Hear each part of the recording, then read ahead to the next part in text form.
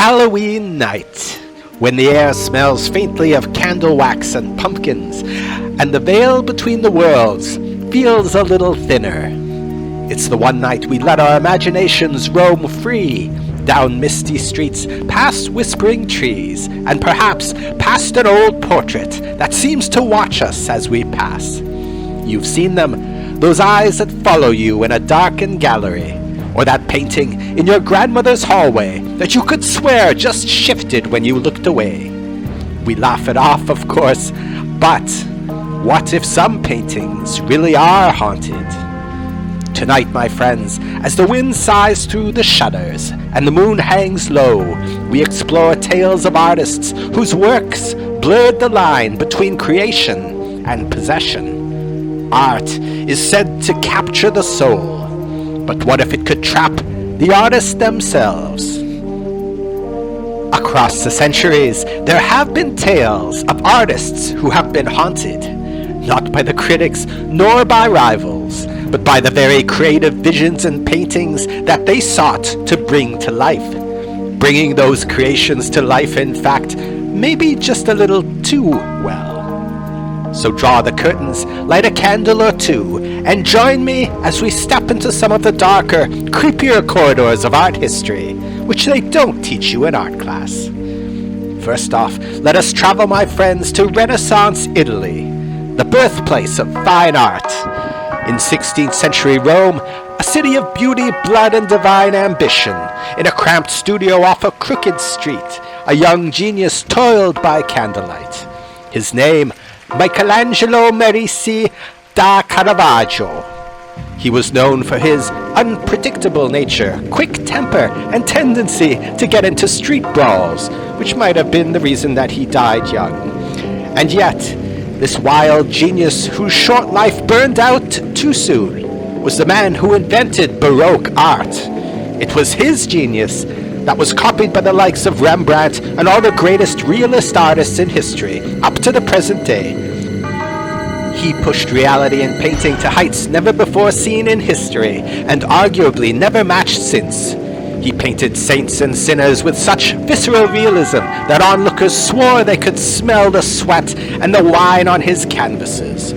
Light and shadow danced like living things, chiaroscuro they called it, but to Caravaggio it was not only a technique, it was a torment. Neighbors spoke of him shouting at night, his voice echoing through the stone corridors, arguing, pleading, responding, it seemed, to someone, although he was in his studio alone. He was talking, in fact, to his paintings, who harassed him daily. He claimed that once, in the small hours, he saw the eyes of St. Jerome move. A faint flicker, a twitch, the saint, he said, demanded a second painting. And so he painted as though possessed, and perhaps he was, for his figures did not merely depict life, they demanded life. Each stroke a pulse, each highlight a breath. By the end, Caravaggio no longer painted portraits, he painted ghosts that refused to let him rest.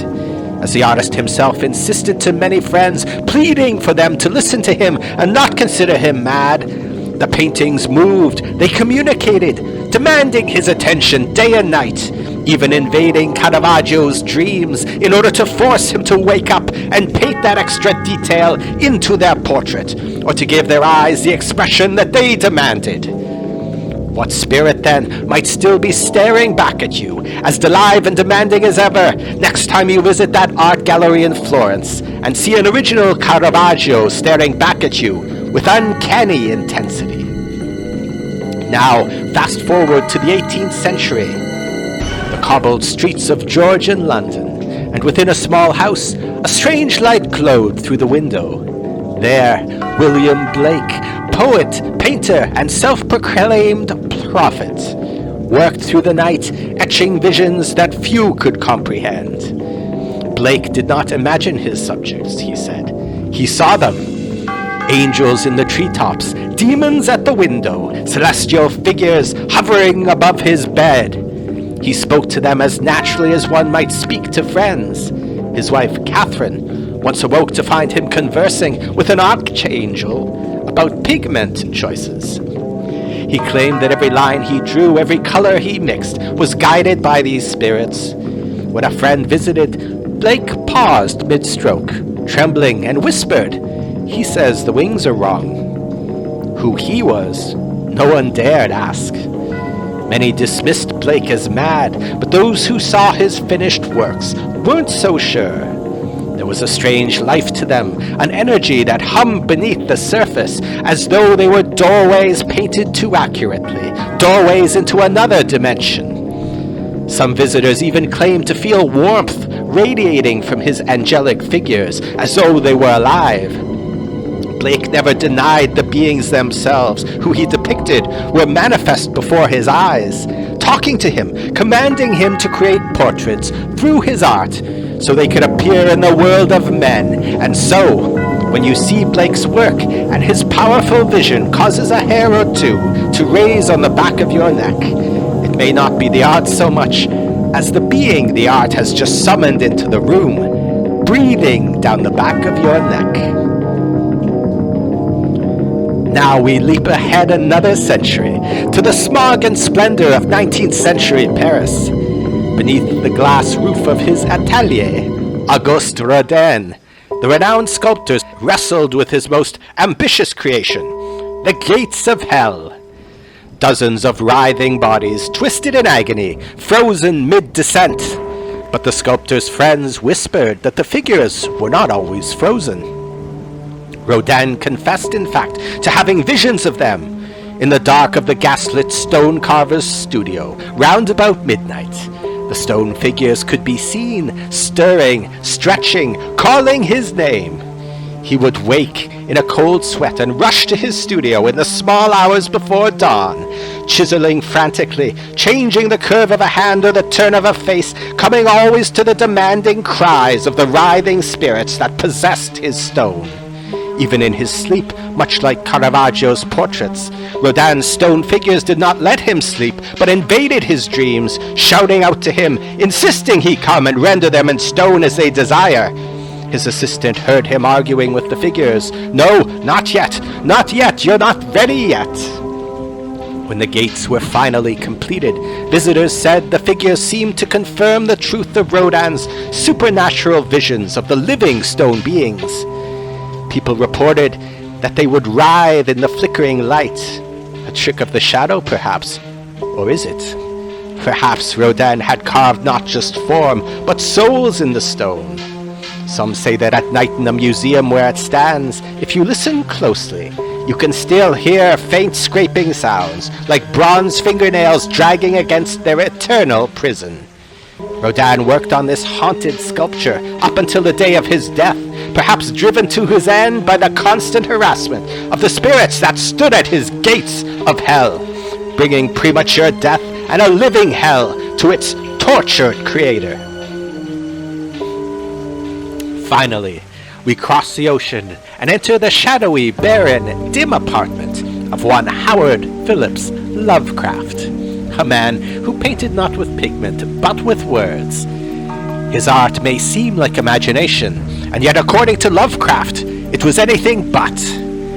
He described actually seeing alien cities before he wrote them. Vast cyclopean towers rising from black seas. He awoke gasping, his hand already reaching for a pen, compelled to record what he'd seen before it faded. Friends noted how he'd stare at blank walls, muttering descriptions of things no human had witnessed.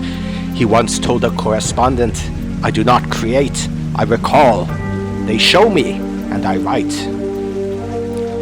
It was as if supernatural and terrifying creatures from out of some horrific abyss were present, or as if demonic terrors had infested Lovecraft's soul, never letting him rest from the visions and dreams they forced upon him, demanding that he render into words every detail of the dark and horrifying world.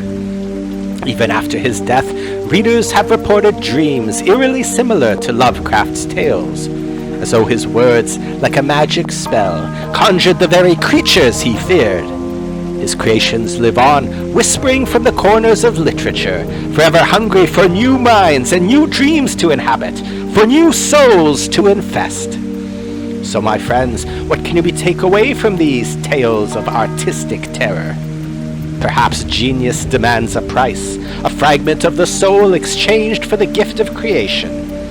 Caravaggio, Blake, Rodin, and Lovecraft each looked into the abyss of imagination and found that it stared right back. But as the clock creeps towards midnight this Halloween night, let us offer a few gentle warnings. If a painting's eyes seem to follow you, and you could swear it waved, don't wave back. If a sculpture seems to move when you blink, best put an eye drop or two in and, unblinking, make for the nearest exit. And if you live out in the middle of nowhere, and so the trick-or-treaters are few and far between this Halloween night, maybe don't absent-mindedly sketch your latest masterpiece by candlelight in order to while away the dark and lonely night. Because, as we've discovered, not every masterpiece is content to stay on the wall. Well, that just about wraps up tonight's tale from Lorehound. Join us as we sniff out more of history's most interesting stories. As the hound dog entered the dimly lit library, he sensed an aura of mystery surrounding the ancient scrolls. The dusty shelves towered above him as he sniffed his way through the labyrinth of books. Suddenly, he picked up a scent and followed it to a secluded corner. With bated breath, he approached the shelf and pawed at the book, revealing the hidden scroll. As he rolled it out, he knew he had discovered a treasure worth protecting at all costs.